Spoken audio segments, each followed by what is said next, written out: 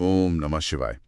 अ, आज की इस विस्तृत चर्चा की शुरुआत में एक बहुत ही दिलचस्प विचार के साथ करना चाहता हूँ। जी, बिल्कुल बताइए। हाँ, तो अगर हम कल्पना करें कि हमारे पास एक बहुत ही सुंदर सी कविता है, एकदम बेहतरीन शब्द हैं उसमें, और कोई अचानक से उसे एक भव्य सिम्फनी में बदल दे, यानी पूरी तरह से संगीत में ढाल दे।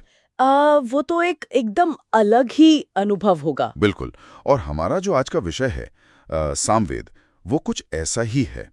आज हम भारतीय शास्त्रीय संगीत के मूल स्रोत और आध्यात्मिक गायन के सबसे प्राचीन आधार की गहराई में जाने वाले हैं। जो कि अपने आप में एक बहुत ही अद्भुत विषय है। हाँ, और श्रोताओं की जानकारी के लिए बता दूं कि आज की इस चर्चा के जितने भी रोचक तथ्य हैं और जो स्रोत हैं, वो ठाकुर प्रॉपर्टी कंसल्टेंसी के पवन ठाकुर द्वारा प्रस्तुत और संकलित किए गए हैं। जी, उनका संकलन काफी गहराई से किया गया है। और अगर हम वेदों की इस विशाल दुनिया की बात करें, तो हम विशेष रूप से आज संगीत पर क्यों आ रहे हैं? क्योंकि संगीत हमेशा से मानव मन को बहुत गहराई से जोड़ता है। सही बात है। और सामवेद मुख्य रूप से पवित्र धुनों और मंत्रों का ही वेद है। इसे गान प्रधान कहा जाता है, यानी ये पूरी तरह से गीत और संगीत पर आधारित है। गान प्रधान। हाँ, यानी भारतीय शास्त्रीय संगीत का जो फाउंडेशन है वो यहीं से आता है, राइट? बिल्कुल, यहीं से आता है। और इसका आध्यात्मिक और सांस्कृतिक महत्व इतना ज्यादा गहरा है कि अगर हम भगवद गीता को देखें, तो उसमें भगवान कृष्ण स्वयं कहते हैं, वेदानाम सामवेदोस्मि। वेदानाम सामवेदोस्मि। मैं इसका मतलब हुआ कि वेदों में मैं सामवेद हूँ। हाँ, वेदों में मैं सामवेद हूँ। अब आप खुद सोचिए कि ये कितनी बड़ी बात है। वाह। चलिए इसे थोड़ा विस्तार से समझते हैं।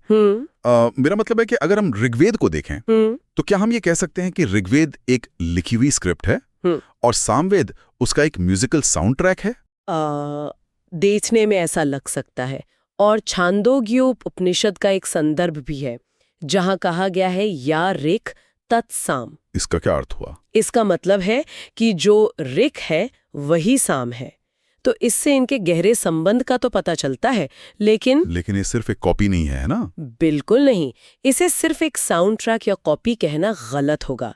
इसका अपना एक पूरी तरह से अलग और स्वतंत्र अस्तित्व है।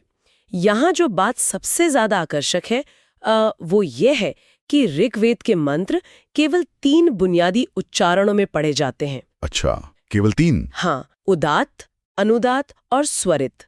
ये बस उतार चढ़ाव हैं। लेकिन जब हम सामवेद की बात करते हैं, तो इसके मंत्र विशेष रूप से सप्त स्वर में रचे गए हैं। सप्त स्वर यानी सा रे गा मा पा धा नी? बिल्कुल, वही 7 सुरों की प्रणाली जो आज हम जानते हैं। सामवेद को विशेष रूप से संगीत के प्रदर्शन के लिए ही डिजाइन किया गया था। ये तो सच में बहुत ही अद्भुत है। और यहाँ एक बात जो मुझे सबसे ज्यादा हैरान करती है, वो ये है कि सामवेद के सारे मंत्र ऋग्वेद में नहीं मिलते। हाँ, कुछ मंत्र बिल्कुल नए हैं। और उससे भी बड़ी बात यह है कि लगभग 450 मंत्र ऐसे हैं जिन्हें पारंपरिक रूप से पूरी तरह गाया ही नहीं जा सकता। जी, यही बात तो साबित करती है कि ये सिर्फ ऋग्वेद से निकाला गया कोई संगीत नहीं है। अगर इसका पूरा मकसद ही सिर्फ गाना होता, तो ये अनसिंगेबल यानी न गाए जा सकने वाले मंत्र इसमें क्यों होते? बिल्कुल, ये इस बात का प्रमाण है कि ये एक स्वतंत्र और एक अनूठा संकलन है।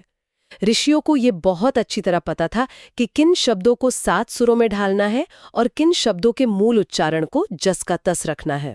तो इस स्वतंत्र और अनूठे संकलन को आखिर किस तरह से व्यवस्थित किया गया था? मेरा मतलब है कि इसका आर्किटेक्चर कैसा है? इसका आर्किटेक्चर बहुत ही व्यवस्थित है। इसे मुख्य रूप से 2 बड़े भागों में बांटा गया है। पहला है आर्चिक और दूसरा है गान। आर्चिक मतलब? आर्चिक यानी मंत्रों का समूह। आप इसे आज की भाषा में लिरिक्स समझ सकते हैं। लिरिक्स हो गए आर्चिक। और गान? गान यानी गाने की विधि। उस लिरिक्स को कैसे गाना है वो गान तो बताया गया है। ठीक है, मैं समझ रहा हूँ। अब अगर हम आर्चिक की बात करें, तो इसे भी आगे 2 हिस्सों में बांटा गया है। पहला हिस्सा है पूर्वार्चिक। पूर्वार्चिक यानी पहला भाग। इसमें क्या है? इसमें 6 अध्याय हैं और कुल 640 श्लोक हैं। और इन अध्यायों को देवताओं के आधार पर बांटा गया है। जैसे जो पहला अध्याय है उसे आग्नेय पर्व कहते हैं। हाँ, आग्नेय पर्व नाम से ही लग रहा है कि ये अग्निदेव को समर्पित होगा। एकदम सही। फिर अध्याय 2 से लेकर 4 तक ऐन्द्र पर्व है, जो देवताओं के राजा इंद्र को समर्पित है। अच्छा। और 5वां अध्याय है पवमान पर्व, ये सोम को समर्पित है। यहाँ मैं एक बहुत ही रोचक बात जोड़ना चाहूंगा जो मैंने पवन ठाकुर जी के संकलन में पढ़ी थी। ये जो पहले 5 अध्याय हैं, इन्हें ग्राम गान कहा जाता है। हाँ, ग्राम गान यानी गांव के गीत। और जो छठा अध्याय है, आरण्यक पर्व, उसे अरण्य गान कहा जाता है, यानी जंगल के गीत।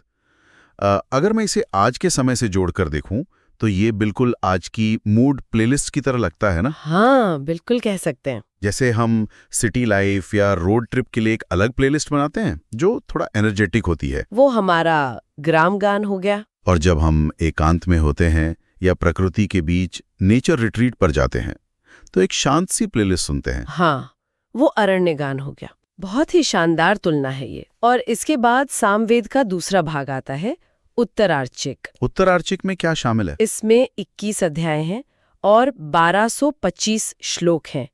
तो अगर हम कुल मिलाकर देखें तो सामवेद में 1865 ऋचाएं या वर्सेस हैं। 1865 ऋचाएं। अब यहाँ मेरे दिमाग में एक बहुत बड़ा सवाल आता है। क्या? इतनी जटिल और बेहतरीन व्यवस्था, ये जो पूरी प्लेलिस्ट है, इसे प्राचीन काल में बिना किसी रिकॉर्डिंग तकनीक के सदियों तक कैसे सुरक्षित रखा गया?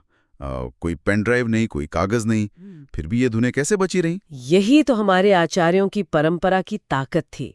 अगर हम इतिहास देखें तो महर्षि वेदव्यास ने सामवेद का ये पूरा ज्ञान अपने शिष्य जैमिनी को दिया था। वेदव्यास जी ने जैमिनी को दिया? हाँ, और फिर वहां से ये सुमंतु, सुतवान और सुकर्मा जैसे महान विद्वानों की पीढ़ियों तक पहुंचा। उन्होंने इसे सिर्फ याद नहीं किया, बल्कि इसे गाने और कंठस्थ करने की एक पूरी वैज्ञानिक प्रणाली बना दी। लेकिन अगर हम इसे एक व्यापक तस्वीर से जोड़कर देखें तो क्या ये सारा का सारा ज्ञान आज हमारे पास सुरक्षित है? ये एक बहुत ही, क्या कहें, एक बहुत ही दुखद पहलू है।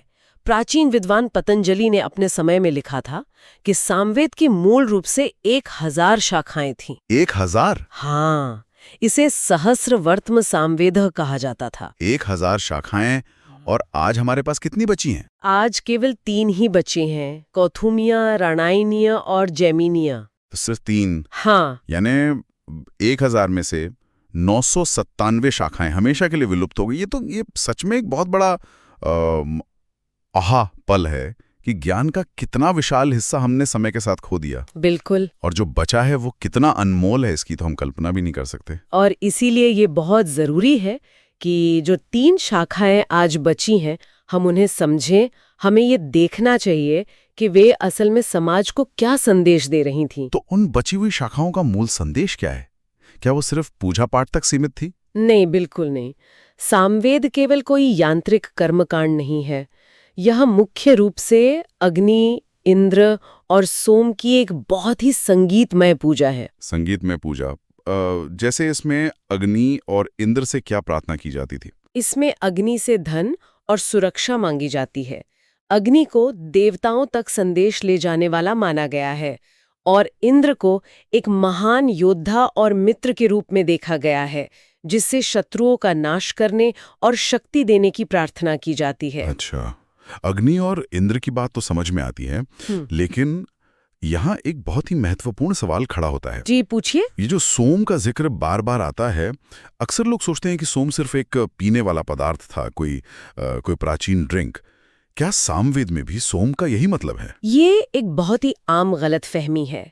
जब हम सामवेद में सोम या पवमान पर्व को पढ़ते हैं तो यह स्पष्ट होता है कि सोम सिर्फ कोई पेय नहीं था, इसे एक आंतरिक शोधक माना गया है। आंतरिक शोधक यानी इनर प्यूरिफायर। हाँ, यह वो ऊर्जा है जो मन को पापों से मुक्त करती है, जो एकाग्रता बढ़ाती है और इंसान को बुद्धिमत्ता और एक असीम आनंद प्रदान करती है। तो इस सब का असल मतलब क्या है? क्या ये कह सकते हैं कि उस समय का संगीत सिर्फ मनोरंजन के लिए नहीं, बल्कि चेतना को जगाने के लिए था? बिल्कुल 100%। सामवेद हमें ये दिखाता है कि कैसे हमारा जो प्राचीन समाज था वो केवल बोली जाने वाली कविता से आगे बढ़ा। हाँ। वो एक जटिल और संगीतमय भक्ति की ओर विकसित हुआ।